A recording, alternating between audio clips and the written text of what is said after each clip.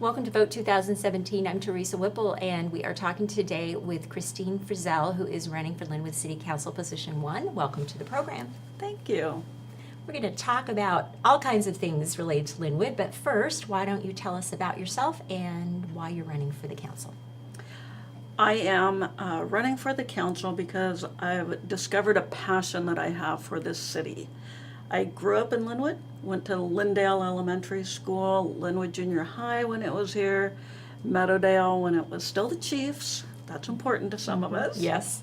And after that, I kind of disconnected from the city. I thought that a city just was all about roads and taxes and red light cameras. And about 4 or 5 years ago, even though I've lived in the city and I own a home here, I finally went to a class that Lynnwood puts on called Lynnwood University. Amazing class. I went expecting to be bored to tears, and instead I got very excited about our city. I got excited because there's passionate, caring, professional people that are interested in moving Lynnwood forward. They're not interested in the Lynnwood of 40 years ago. They're interested in the Lynnwood of tomorrow. And since then, I've been able to meet one-on-one with a number of the directors, and I see that Lynnwood's becoming something other than a small town. And because of that, I've gone to city council meetings, and now I'm a mainstay person at the council meetings. And I'm excited about where Lynnwood's going. And I want to be able to be part of that moving forward. I want Lynnwood to be a place where we can all be proud to call home, and a place that we can all live, work, and play and enjoy community with one another. All right. And one of the things you and I were just talking about how we had gone through this interview process 4 years ago because you had run for city council, or 2 years ago rather, and had lost by 4 votes, which I think it's important to let people know that. 21 votes, that's right. We were talking about another race, so 21 votes. And one of the things I remember us talking about was how much you loved budgets because you're an accountant, right? I am a number cruncher. Yeah. I admit it. I've been an accountant professionally for more than 30 years. I love numbers. I like what you can learn from them. I like how we can change direction because of numbers. Emotions and feelings don't have any place in a budget process, but numbers do. And numbers can tell us where we've made mistakes. They can tell us where we've had successes. And they tell us how we need to change course. And the city adopted a budgeting model called Budgeting for Outcomes a couple years ago, and the budget is now, I believe, 250 plus pages long, but there's a lot of reasoning that goes into the budget, and I want to see us move forward with that reasoning and make sure that the decisions that we make about where our money comes from, which is taxes and more taxes, unfortunately, that we know where that money is coming from, and even more importantly, where that money is being spent, and making sure that we're making wise decisions, not just for roads or for infrastructure, but wise decisions for our city, and that makes sense, maybe not just for our generation, but for our children and our grandchildren's generations. One of the things that has been in the news a lot lately has been Sound Transit, and of course Lynnwood has been an important partner with Sound Transit because they're extending their light rail, and they will have a station there, and it will be in 2024 now because they are 6 months behind and $500 million over budget. But one of the things that I wondered from your perspective as somebody who would be on the council, there have been some changes in their plans for the stations now that they're trying to figure out how to save some money. How do you see the council working together with Sound Transit for such an important project that's coming to the city, and what kinds of approach would you have for that? I think the most important thing is to continue to be in the conversation, to continue to have our input, continue to have the input of residents, of business owners, of people that see the vision of Sound Transit, the vision of moving people along easier and better. Is Sound Transit all of that? I don't know, but it's the best thing that we've got at this point, and we're into it this far. I think we have to look at the numbers and scale some things back, obviously.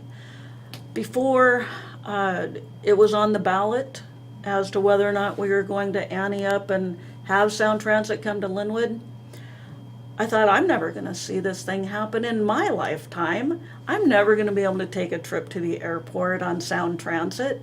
So I asked my kids. I have 2 daughters, graduates of Meadowdale, who are thinking, intelligent young ladies. And I said, what do I do? You're going to ride this. You're going to use this. How do I vote?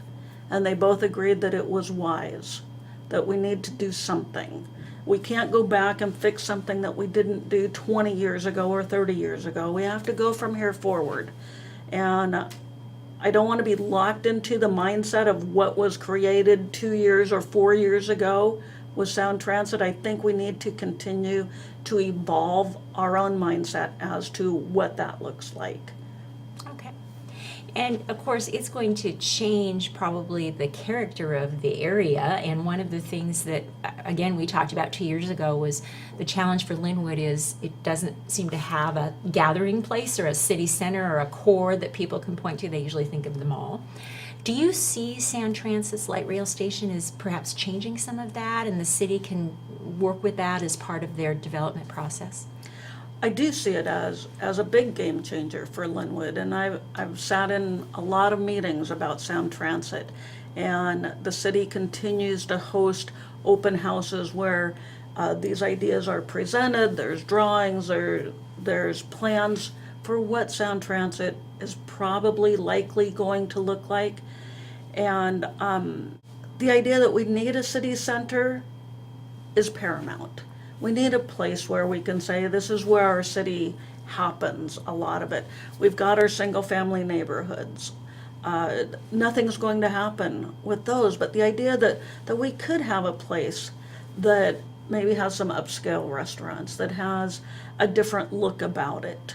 Instead of Lynnwood just being the place where 405 and I-5 come together, maybe we can be something more than that, and I'm looking forward to seeing that. I'm excited about some of the opportunities with the new shag housing and the new apartments, and I think we're on the right track. Talking about some of that housing and the issue of affordable housing and homelessness, and those are things that a lot of communities in our area are facing. What do you think, so far, what the city has done to address some of those issues? Do you have some thoughts on maybe some ways that they could move forward with even figuring out some new things to make that happen? I've been involved with homeless issues since 1995. I, for 8 years, ran a dinner with an outreach towards homeless people up in Everett. We would feed 150 to 200 people every week. I now work with Neighbors in Need in Lynnwood, and I don't know. It's a hard problem. I will tell you, I don't have an answer. And the problem is not just Lynnwood, and it's not Edmond, and it's not Mukilteo, and it's not Everett and Seattle. We have a national problem in that we don't have enough housing that people can afford. So I don't see it as a Lynnwood problem. I see it as a regional, just challenging discussion that we need to have. I think we can look at some of the models, such as Housing First, that seems to be working in Utah. I discussed some options this morning with a nonprofit group about attractive land that could be donated perhaps by a nonprofit group, and we could have tiny houses on there. And I'm all about partnering with people that want to change their lives. I don't like the idea of handouts, but I like the idea of coming alongside people and saying, you want an education? Let's see what options are available. I'll put a plug in for the Jean Kim Foundation that is doing gangbusters with helping people who have missed that step in their past and want to go to school, but they're homeless, they're under-resourced. We need to, when we help our under-resourced, when we help our underserved, we help all of us. People think, well, that's a lot of money to put towards people that have made a lot of mistakes. But we're paying for it right now. We're paying for it in the use of our hospitals, in our police stations, with our first responders. We're making those payments right now. So let's have a regional approach on how we help people, how we come alongside. Let's talk about another issue that you and I spoke about 2 years ago, and that is diversity, the fact that Lynnwood is a place of many cultures and many languages, and which is a wonderful asset, but sometimes presents some challenges in terms of government services, being able to communicate with people who don't necessarily speak English and all of that. What do you think the city is doing well to involve those diverse communities, and what kinds of approaches might you have if you were on the city council?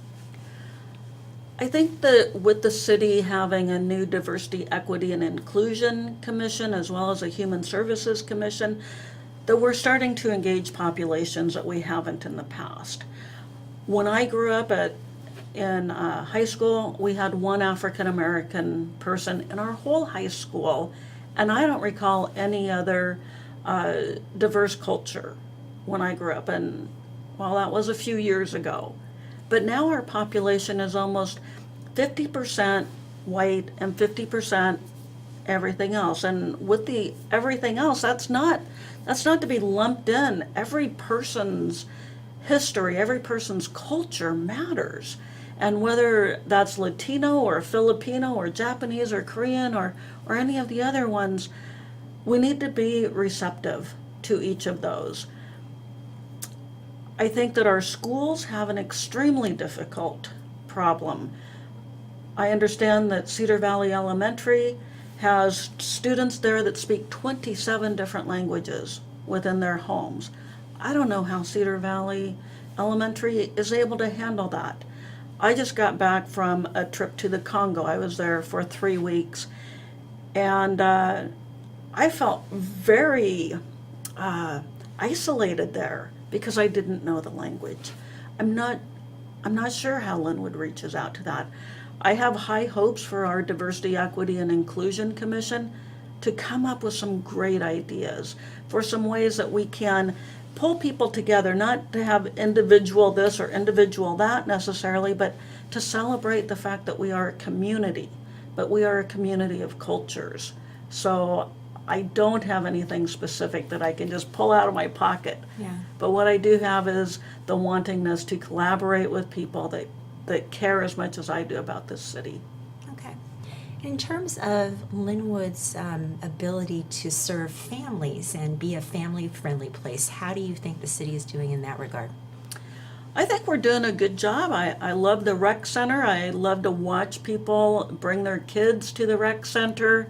I love that our parks are doing a little bit more these days. This summer they had, pardon me for not remembering the title of it, but they set up in various parks and people could bring their families. Oh, yeah. And they had activities that they could participate in as a family. The fair on 44th, I was there. It was so engaging for our kids and our parents. I would like to see more of that. I would like to see more opportunities where we cross generational lines within our families. And I know the senior center has had a outdoor garden that they've been able to work with some of the younger people as well as the seniors, and there's so much knowledge we have with our seniors, and I don't think we take enough care in collaborating with our seniors, and I would love to see some more of that, whether it's storytelling in the schools or in the parks or whatnot, even at the senior center, to cross generational lines and to keep families strong. I very much support single family neighborhoods, and I think that that's a great venue for getting people together as much as we can to just do community together. And how do you think the city is doing in terms of being friendly to businesses? That's another thing we talked about a couple of years ago, because I was hearing some complaints about that their business licensing process was onerous and the permitting process was difficult. And are you hearing that things maybe are getting better on that area? I have heard that our business licensing is getting much better. I think Paul Krause and that crew have streamlined a lot of things. You're always going to hear complaints. But what I want to do is not just hear the complaints, but let's sit down and have those conversations. Let's engage people. I was out door knocking, as I do try to get out almost every day that it's weather permitting. But I had a long conversation with a gentleman who felt that it wasn't enough. And so I engaged him, and by the end of our time together, he's thinking about coming and possibly being on the planning commission. And we need people that are passionate. We don't need people who all agree the same thing at the same time, but we need different ideas from different people. As far as being friendly to businesses, I'll just come out and be blunt that I don't think the business licensing model is the best that we can have. As a self-employed accountant for 30 years, I've been around taxes a lot, and there's some other models from some other cities that I would love to look at and see if we can make it better. We need businesses to feel welcome here. We need to be partnering with businesses in every way that we can. Okay. And name the top priority you'd have if you got elected. What would you work on first? My first thing, it's numbers. I've sat down with Sonia Springer a few times. I've sat through budget meetings. I bought my own budget book so that I could mark it up on my own. I'm interested in the budgeting procedure and how we can make that effective. It's not just about having numbers line up in a row.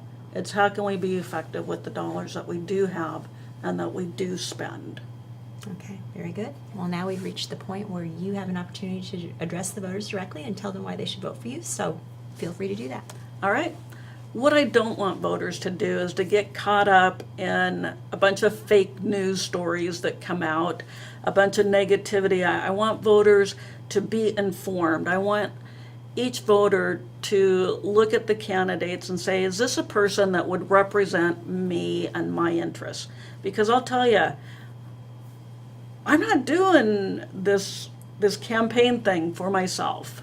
If it was totally in my ballpark, I would say politics are tough. And I'm not running for office as a politician. I am running for office as a concerned citizen who wants to help our future in Lynnwood.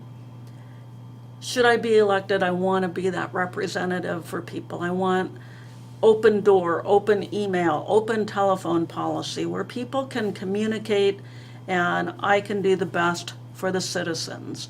I felt over the years that I've lived in Lynnwood that there hasn't been a voice for me. But quite honestly, it was because I didn't take the initiative to make my voice heard. So please, as voters, make your voice heard. As a hopeful council person on the council, help me listen. Help me make a difference for you, not for myself. And then with that, Lynnwood will become a place that we are all proud to work, play, and live in. And let's do this together. I ask you for your vote. Thank you very much. Christine, thank you so much for coming in. Thank you for inviting me. Yeah, I wish you the best of luck in November. Thank you. Yeah.